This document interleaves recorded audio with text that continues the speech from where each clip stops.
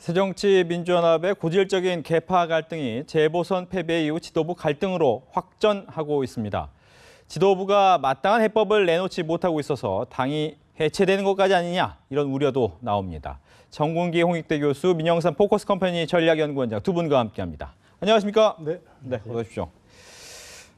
오늘 조금 전에 들어왔던 소식부터 먼저 전해드려야겠죠. 정청래 위원께서 직접 여수까지 내려갔습니다. 이유는 주승용 의원에게 사과를 하겠다라고 내려가서 아마 사무실에서 기다렸는데 정작 만나지는 못하고 전화 통화를 한 것으로 알려졌고, 그 이후에 나서는 이 부분에 대해서 사과는 받아들였다라고는 전달은 됐지만 아직까지 명확한 이야기는 들리지 않고 있습니다. 어떻게 들으셨습니까, 이 얘기는? 그러니까 결국에 정청래 의원이 그 정도까지 보여준 것은 본인 개인적으로 그 정도는 충분히 해야 된다고 봅니다. 그래서 아무튼 저 유선상으로라도 여수까지 내려가서 사과를 했기 때문에 이제 그 부분은 그 부분이고. 예. 근데 문제는 이제 주승용 최고위원이 과연 복귀할 수 있을 것인가 하는 부분이 그 정치 세력 간에 여러 가지 계산이 있을 테고, 그리고 이 상태 속에서 결국에 그 공갈 막말 주승용 사태, 그리고 나서의 그 대처 상황에 대해서 결국에는 문재인 대표 지도부가 뭔가를 보여줘야 되는데 해결책을 전혀 제시하지 않고 앞으로 노력하겠다 말로만 이렇게 하니까 지금 이게 진정이 안 되고 있지 않느냐 이렇게 봅니다. 이렇게 보면 이제 사과 자체는 주승용 의원한테 개인적으로 할 수 있는 부분이지만 당 차원의 뭔가는 보여줘야 될 필요가 있다. 그렇죠. 네. 저는 요즘 그 정치의 격을 좀 생각해 보는데요. 네. 오늘 그 정청래 의원이 여수 가가지고 사과를 하느냐 마느냐 가지고 온 그 방송이 보도 채널 같은 또 종편 채널 같은 이 중요한 방송들이 중계 방송을 하고 있습니다. 예. 근데 이게 과연 옳은 일이냐를 생각해 보면 정치인의 막말 때문에 자리를 박차고 나간 데 대한 사과거든요. 이게 무슨 정책의 어떤 이견이 달라서 또는 법안을 만드는 과정에서 이견이 달라가지고 뛰쳐나가든 옛날에 그렇게 또 찾아가고 하든 그런 모습하고는 전혀 다른 막말 논란에서 빚어진 이런 저는 일종의 해프닝으로 봅니다만은 결국은 사과를 받아들인 셈이죠. 주승용 최고위원이 안 만났지만 그것도 그렇게 뛰쳐나갔는데 식고처리 얘기까지 했는데 찾아온 사람을 만나서 또 얘기하기도 그렇기 때문에 이제 전화 통화를 한 것 같고, 일단은 그런 부분은 이제 내용이 수습된 것 같고, 주승용 최고가 지금 원하는 게 두 가지가 있지 않습니까? 정청래 최고의 사과는 별개로 문재인 대표 사퇴를 계속 요구를 하고 있고 원탁회 얘기를 하고 있지 않습니까? 당내 최고 공식적인 기구가 있는데도 불구하고 대권 주자들이 모인 원탁 얘기를 하고 있는데 이 두 가지 주장을 이제 앞으로 이제 최고인에 와서 계속 펼칠 건지 이걸 우리가 좀 지켜봐야 될 것 같아요. 이 와중에 말씀하신 것처럼 이제 책임론 부분은 계속해서 나올 수밖에 없는데, 김한길 전 대표가 참 지금 상황은 보기에도 민망하다. 이 지도부로서는 총선을 치를 수 없는 상황이다. 따라서 문재인 대표가 결단을 좀 내려야 된다라는 이야기를 했단 말이죠. 결단은 어떤 의미일까요? 문재인 대표의 사퇴를 얘기하는 거겠죠. 결국에 그러니까 비노의 또 한 축인 김한길 전 대표도 박지원 의원과 같은 생각을 낸 거죠. 이게 보선 참패에 대한 책임질 상황에 대해서 책임지는 자세를 보여라. 그것이 이제 구체적으로 사퇴든지 재신임이든지 간에 어떤 던지는 모습을 보여야 된다. 이 상태로서는 도저히 이 체제에서 치를 못한다라고 하는 건데, 결국에는 그 전의 상황을 보면 계속 이제 문재인 대표는요. 그러니까 지금 상황이 꼬이는 게 정청래 의원이 막말한 이후에 주승용 의원도 주승용이지만 노영민 의원이 이 문재인 대표의 최측근으로 알려지지 않습니까? 그렇죠. 노영민 의원이 또 이 주승용 최고의 사퇴 사건을 갖다 오늘 아주 비판했어요. 그러면서 의무다. 최고위원의 사퇴는 최고위원 자리는 의무다. 그러니까 의무를 다해야 된다. 근데 그와 똑같은 말을 아까 또 아침에 회의에서 문재인 대표도 하셨어요. 그렇죠. 결국 의무다. 자리를 지키는 것은. 그러면 결국에는 그걸 거꾸로 보면 문재인 대표가 대표직을 사퇴하지 않고 대표직을 유지하는 것은 의무라는 거죠. 권리가 아니라. 그렇기 때문에 결국에 문재인 대표가 사퇴할 뜻이 전혀 없음을 우회적으로 내세운 것이 아닌가. 그래서 앞으로 계속 점입 가경으로 친노 비노 간의 문재인 대표 책임 사퇴를 가지고 공방이 며칠간 될 것 같아요. 김한길 대표의 얘기는 어떻게 들으셨습니까?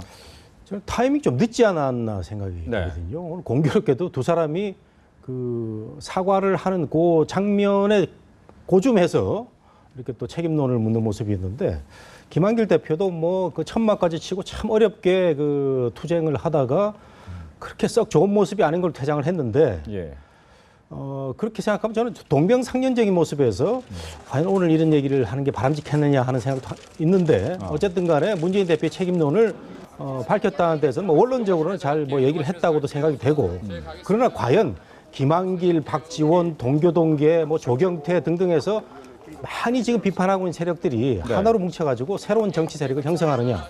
이거는 저는 뭐 현실적인 가능성이 좀 떨어진다고 보는데 어쨌든 오늘 그 주승용 최고의 어떤 일단은 받아들이는 모습은 향후에 또 문재인 대표의 그 살아날 가능성을 조금 보여주는 게 아닌가 이런 점이 느껴집니다. 네.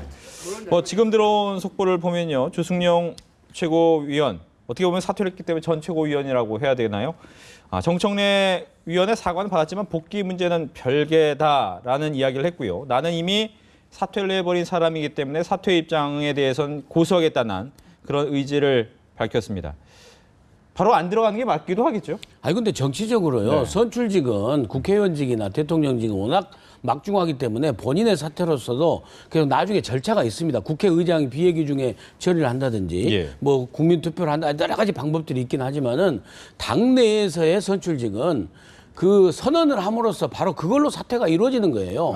단 예외 조항이 있었다 그러면은 김태호 최고위원이 네네. 저번에 번복해서 그렇죠. 그 당을 이제 이렇게 먼저 복귀한 그런 사례가 있긴 하지만은 모든 그 당내에서 그 전에 무슨 하나갑 대표 노무현 대표 당선 이후에 사퇴하고 바로 2순위 그 정대철 대표가 승계하는 거고 정대철 대표 바로 사퇴하면 바로 3순위 박상천 3순위 최고위원이 또 승계하는 거고 그렇기 때문에 선출직 당내 선출직은 결국에 선언을 하는 것 자체가 예. 사퇴이기 때문에 주승용 최고위원 말이 맞죠.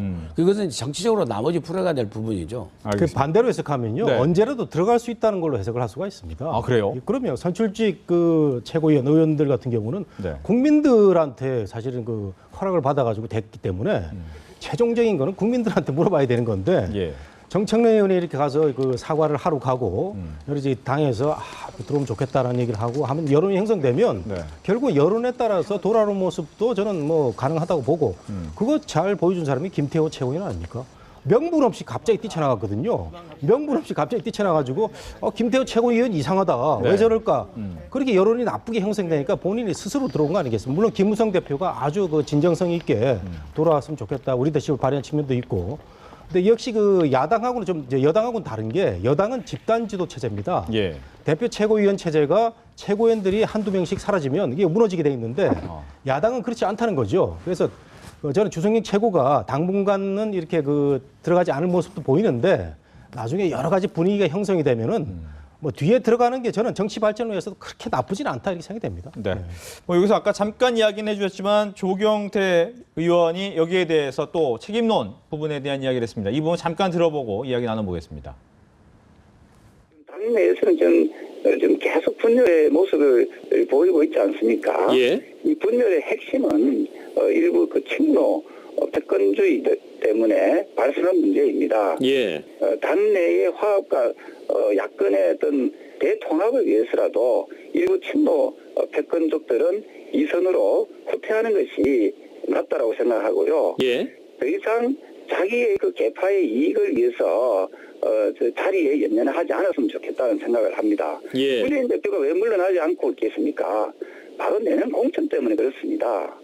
따라서 그 소탄대시라는 그런 행태를 취해서 안 된다라고 생각하고요. 예. 지금 그 수권을 야권의 그 정권 교체를 희망하는 우리 당원들과 국민들을 위해서라도 더 이상 피곤하게 하지 말고 좀 이선으로 물러나주기를 진심으로 부탁드립니다.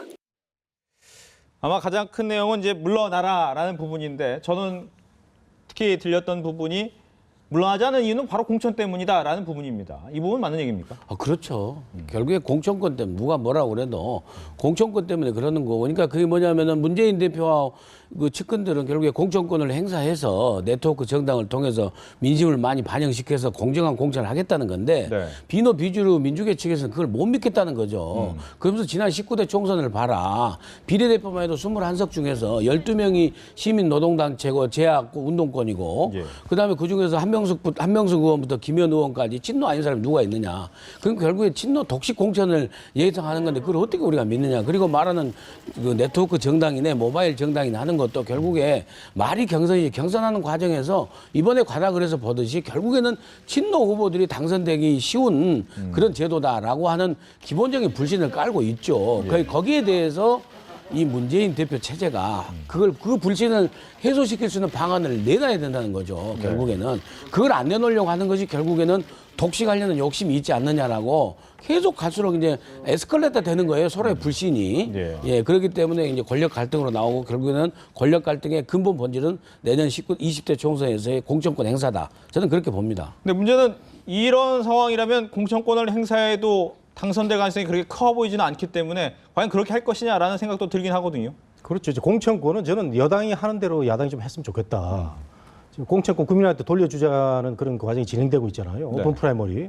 그거를 왜 야당이 사실은 먼저 들고 나와야 되는데 원희영 정치쇄신특별위원장이 이상하게 우리는 일정 부분을 전략 공천을 해야 된다는 그런 얘기를 하고 있는데 이번 이런 사태를 보면은 그런 그 공천권에 연연하지 말고 국민에 돌려주고요. 근데 저는 이 얘기와 함께요. 조경태 의원의 그 발언도 한번 생각해 보면 부산에서 참 두 사람밖에 없는 그 야당 국회의원인데 그렇죠. 사이가 정말 안 좋습니다. 뭐 다선 의원들끼리 이렇게 한 사람 대표고 한 사람 다선인데 이렇게 정말 그 인신공격이 각본적으로 치고받는 모습이 과연 좋은 거냐. 그래서 저는 두 사람 중에 한 사람이 양보를 해가지고 좀 화해를 좀 했으면 좋겠어요. 이게 뭐 있을 때마다 조경태 의원이 문재인 대표의 그 사퇴라든가 여러 가지 들고 나오는데 그렇다고 해서 조경태 의원의 발언이 맞는 말이긴 한데 당내에서 지지를 얻고 있느냐.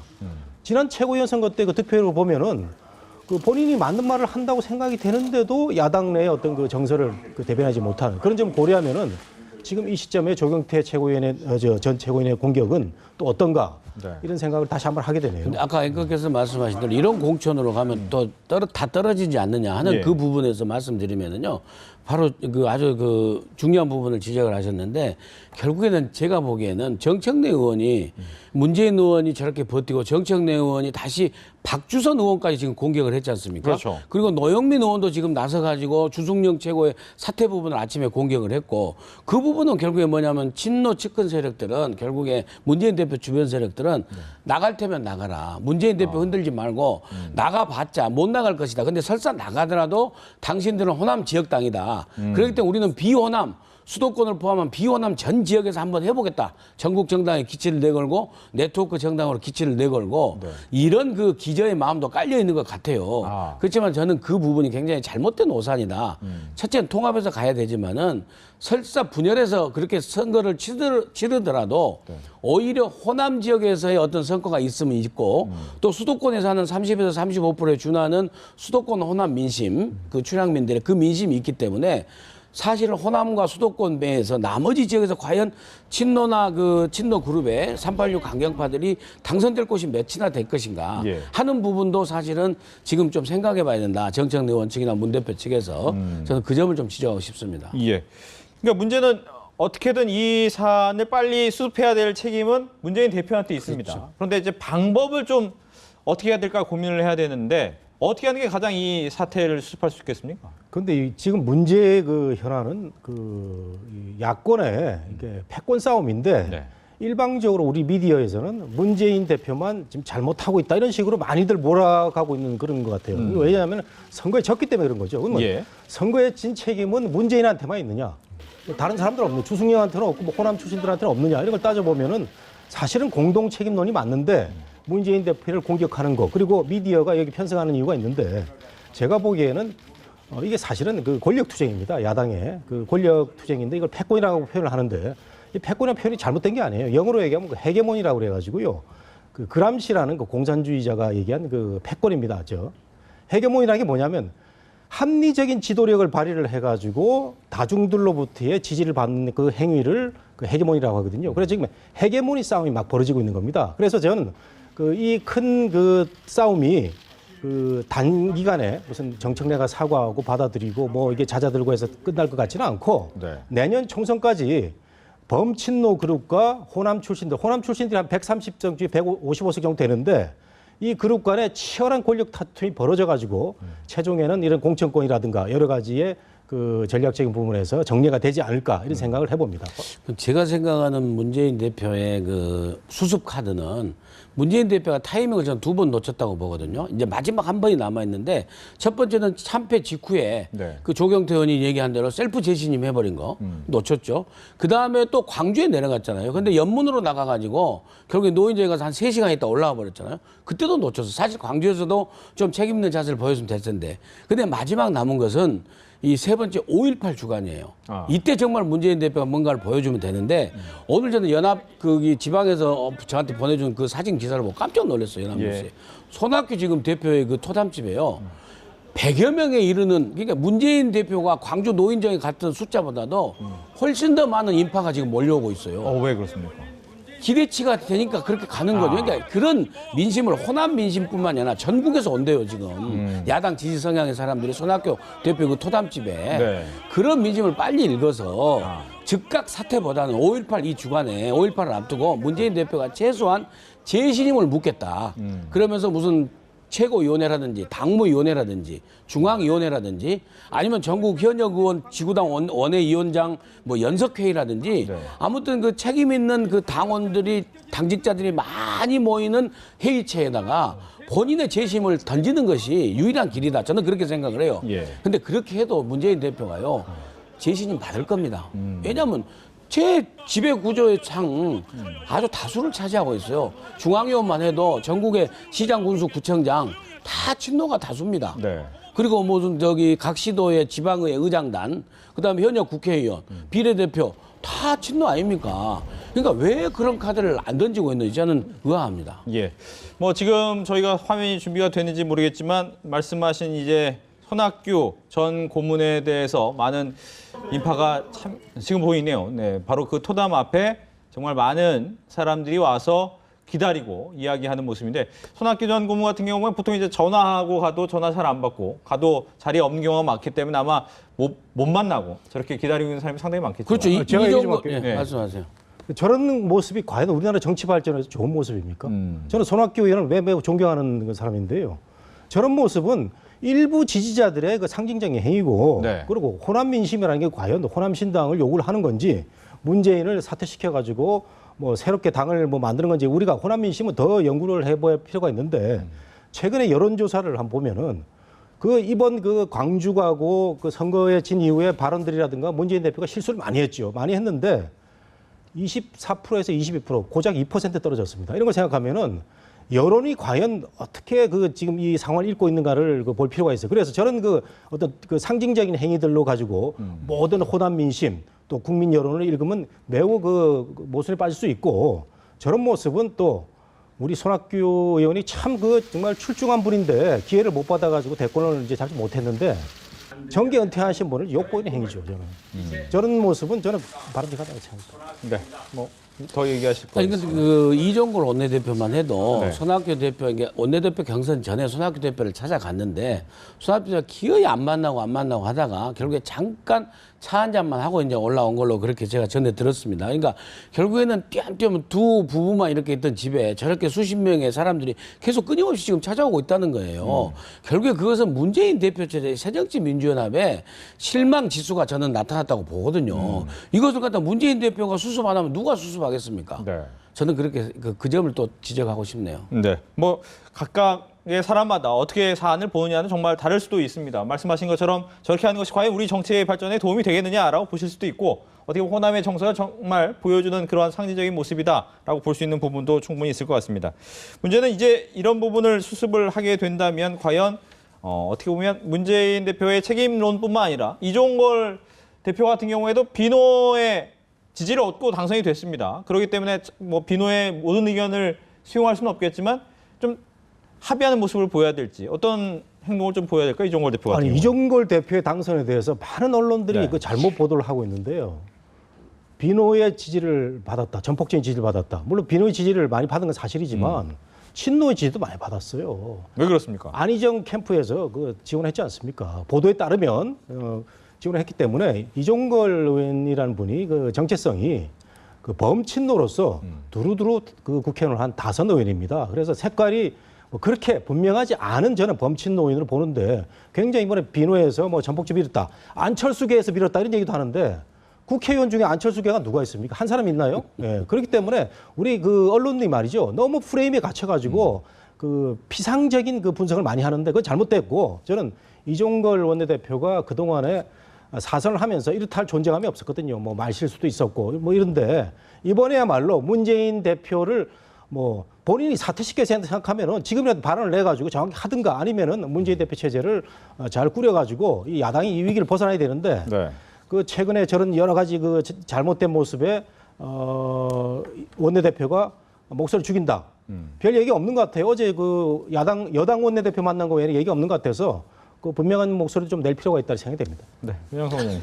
근데 우선은 이제 당내 역학 구도에 있어서는 원래 구도대로라고 그러면은 이종걸 의원이 도저히 당선될 수 없는 상황인데 우리 정 교수님 말씀에도 불구하고 사실상 현실적으로 결국에 비노의 전폭적인 지지와 범친노의 이탈표가 가서 도저히 당선될 수 없는 상황이 이제 연출된 거죠. 어찌됐건. 그러니까 아깝게 떨어진 최재성 의원 같은 경우 61표를 얻었는데 예. 막판에 가서 그게 완전히 친노하고 범친노의 많은 표죠. 그리고 이종걸 의원이 나중에 38표에서 66표로 갔는데 결국에 범친노의 이탈표, 중도 성향의 이런 그 비노 성향 이런 분들이 가서 물론 친노도 도와줬을 수도 있겠죠. 그렇기 때문에 이게 당선됐다. 그래서 분명히 이제 아이덴티티 측면에 있어서 문재인 대표의 어떤 친노 그룹과는 좀 거리가 있는 그 행보를 할 가능성이 충분히 있다. 원내 전략상. 그리고 원내 전략은 뭐 원내대표가 다 책임지기 때문에 문재인 대표가 이를테면 벌써 다른 소리를 냈지 않습니까? 저 국민연금 명목소득 대체율의 50%를 문재인 대표가 아주 강력하게 주장했지만은 이종걸 신임 원내대표는 그게 지고지선의 진리는 아니다라고 여지를 벌써 뒀어요. 그렇게 타협 여지를 뒀기 때문에 정책상 꼭 문재인 대표하고 바로 이렇게 발을 맞춰서 가지 않을 가능성이 조금 있다 이렇게 보고요. 그다음에 정치적 노선에서는 강경파이면 틀림없습니다.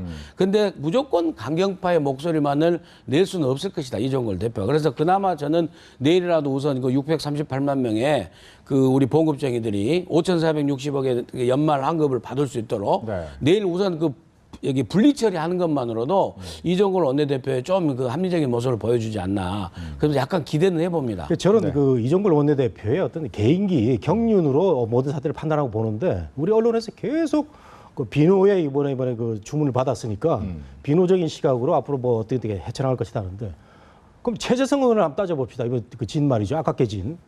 정세균계 아닙니까? 친노 핵심이 아니에요. 아닌데 이제 또 친노로 분류가 돼가지고 이렇게 항상 틀을 비노다 친노다 하는데 원내대표라는 게 이게 그 의원들이 투표를 하는 거기 때문에 의원 개개인 간의 친소관계 또 이종걸 원내대표가 많이 돌아다녔다고 합니다. 그런 점에서 노력의 결과로 보고 싶고 우리 언론들이 너무 지금 문재인 대표 이 체제에 대해서도 그 뭐 호남 그 정치 세력 뭐 이렇게 분석하기 좋아하는데 네. 이게 정치 발전에서 도움이 안 된다는 거죠. 저는 그렇게 그 분석을 좀 하고 싶습니다. 예. 뭐 시간이 거의 다 됐는데 이제 이 질문은 또 안 할 수가 없습니다. 홍준표 경남지사 17시간의 조사를 받고 돌아왔습니다. 돌아왔는데 1억 2천만 원에 대해서 이제 신문 보도가 좀 나오자 이거 아내의 비자금이었다라는 또 기자회견까지 했습니다. 이 부분 어떻게 들으셨는지 이번에 먼저 얘기해 주시죠. 예, 저는 그 뉴스를 보고 굉장히 놀랐는데요. 네. 그 홍준표 지사가 생활비를 모아가지고 국회의원 활동안에 생활비를 아내가 모아가지고 경선자금 그 공탁금 마련했다 이렇게 하면은 뭐 별 무리가 없을 것 같은데 갑자기 그 돈을 원내대표 시절에 그 써야 될 돈을 그 집에서 관리를 해가지고 아꼈다 하는 건데 네. 그 돈 집에 갖다 쓰면 안 되는 돈이잖아요. 그렇죠. 그거는 국회에서의 그 입법 활동 그 주로 회의할 때 밥 먹고 하는 그런 돈인데 그걸 아껴서 집에 갔다. 이거는 큰일 날 일이고 법적으로도 상당히 문제가 되는 그런 발언인데 네. 왜 이런 얘기가 나왔는지도 모르겠고 그러다 보니까 야당에도 갖다 줬다 이런 얘기도 하고 있는데 홍준표 지사가 여러 가지 이제 그 검찰 질수 피곤하게 받고 나온 뒤에 피곤해서 이런 발언이 나온지 모르겠지만 지금 그 아주 경륜 있는 변호사들이 붙어 있잖아요. 예. 그런 점에서 법적으로 문제가 없을 것이다 하고 발언을 했을 수도 있는데 그렇다고 하더라도 이건 너무 지나친 발언이고 그 우리 국민의 세금을 그 집에 갖다 줘서 함부로 쓰게 한다는 이런 그 발상이라면은 매우 잘못된 그 발상이죠. 예. 그렇습니다. 그 성완종 전 회장의 1억 불법 정치자금 수수 의혹에 관한 수사하고는 별도로 홍준표 지사의 도덕성으로 엄청 그 치명적인 얘기를 스스로 자복한 거예요. 네. 아니 어떻게 국민 세금으로 된 국회 대책비 매달 수천만 원씩 주는 거기서 몇백씩 이렇게 모아가지고 1억 2천만 비자금을 따로 해서 집사람이 그 아내 부인 되신 분이 해서 대여금고에 보관했다. 그건 말이 안 되는 거죠. 저건 실정법상으로도 다른 변호사님이 그러시더라고요. 업무상 행정죄도 해당된대요. 그 공소시효는 어쩔지 모르겠는데 그 도덕성에 큰 타격이 가는 그런 좀 그 실언이라고 저는 생각을 합니다. 저도. 뭐 오늘 기자회견 전에 원래 이제 연합뉴스 TV와 아침에 이제 갑작스런 단독 인터뷰가 있었거든요. 그때 이야기가 나왔고 그 이야기를 또 나중에 기자회견으로까지 얘기가 된 부분이 있어서 과연 정말 어떤 생각을 가지고 이 얘기를 했는지에 대해서 많은 분들이 좀 의문을 갖고 있더라고요. 그런데 문제는 그렇다면 과연 홍준표 지사가 앞으로 어떻게 될 것인가, 검찰이 어떻게 나올 것이고 거기에 대해서 어떻게 방어할 것인가라는데 어떻게 될 것 같습니까? 예, 저는 홍 지사의 이번 그 문제는 그 법원까지 가서 치열하게 저는 그 다툼을 벌일 걸로 생각이 됩니다. 뭐 일부 변호사들은 뭐 소환될 때부터 뭐 구속 얘기가 나오고 네. 매우 그렇게 강하게 얘기하신 분이 많았는데 우리가 수많은 그 정치 관련 그 수사를 보면은 항상 그 길게 끌었습니다. 한명숙 총리 건도 그렇고 말이죠. 그래서 이번 그 검찰의 수사를 보면은 당일날 그 뭐 알리바이라든가 육하원칙에 의거해서 그 뭐 했느냐라고 안 물어봤다는 거 아니겠습니까? 저는 그것도 이해가 안 가요. 우리 언론들이 검찰을 출입하면서 검찰 소스에 목마르다 보니까 너무 받아 쓰는 경향이 없잖아 있는데 그런 부분은 비판을 해야 될 부분입니다. 왜 안 물어봤는지 네. 뭐 법원에서 그 얘기를 해야 되기 때문에 홍 지사가 뭐 반증 자료를 준비하는 것을 봉쇄하기 위해서 안 물어봤다고 그러는데 그것도 이상하고 대질 신문도 안 했다. 이런 걸 보면은 반대로 얘기하면요. 준비가 부족했다고 볼 수도 있는 거거든요. 예. 뭐 검찰이 지금 자신감을 보이고 있는데 과연 우리 언론이 추측한 대로 검찰의 자신감이라면은 법원에서 정말 그 클린한 자료를 내 가지고 정말 그 거물 홍준표를 한번 그 기소 구속시키는 그런 모습 보여줘야 되겠지만 제 생각에는 매우 지리하게 끌어갈 공산이 매우 큰 사건이 아닐까 생각이 됩니다. 제가 보기에는 이제 기소는 뭐 거의 기정사실인 것 같고요. 문제는 신병철이 문제인데 구속이냐 불구속이냐 문제인데 저는 아직까지도 문무일 특별수사팀장이 결국에 구속에 대한 그런 계속 뭔가를 모으고 있지 않느냐. 그래서 전혀 구속되지 않을 가능성이 전혀 없진 않다. 저는 이렇게 전망해 보고 싶네요. 네. 끝으로 뭐 지금 조금 전에 이제 정청래 의원의 페이스북에 올라왔다고 합니다. 그 내용은 남자답게 쿨하게 상처를 준 부분에 대해서 미안함을 전하기 위해서 여수로 내려갔다. 그리고 형님 모든 걸 떠나서 미안합니다. 그래서 내려왔습니다. 그래서 여기까지 내려와줘서 고마운데 기자들이 많기 때문에 만난 걸로 치세라는 얘기를 하면서 잘 화해가 됐다라는 이야기를 했습니다. 아무튼 뭐 이렇게 해서 정청래 최고위원이 여수까지 내려갔고 거기에 대해서 직접 만나 사과를 하려고는 했지만 전화로 사과를 했다라는 부분까지 전해드렸고 주승용 최고위원 같은 경우에 사과는 받아들였지만 사퇴의 의사는 번복하지 않겠다는 뜻을 우선은 분명히 했습니다. 여기까지 두 분과 함께 정치권 이야기 나눠봤습니다. 오늘 얘기 잘 들었습니다.